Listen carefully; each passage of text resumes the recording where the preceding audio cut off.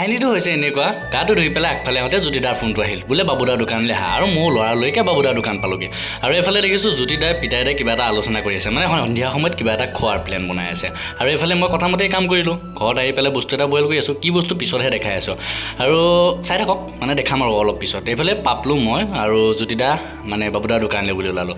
আৰু আহি পাই মই অলপ মানে দোকানতে বহিলোঁ। অথনি যে মই কৈছিলোঁ কিবা এটা বইল কৰি আছোঁ, সেইটো হৈছে মটৰ, মানে আজি আলু মটৰ খাম সন্ধিয়া টাইমটোত, মানে ডাৱৰীয়া বতৰ। আৰু এইফালে ধুনীয়াকৈ আলু মটৰ ৰেডি হৈ গ'ল, আৰু দেখোঁতেই চাগে আপোনালোকৰো খাওঁ খাওঁ লাগিছে। আৰু এইফালে আমি গোটেইকেইটা ধুনীয়াকৈ বহি লৈ পেলাই খোৱাত লাগিলোঁ, মানে আৰম্ভ কৰি দিলোঁ। এইফালে মজাকৈ খাই বৈ হোৱাৰ পিছত লাষ্ট টাইমত জ্যোতিদাক এটা অনুৰোধ কৰিলোঁ, বোলো ধুনীয়াকৈ গান এটা আমাক শুনোৱা।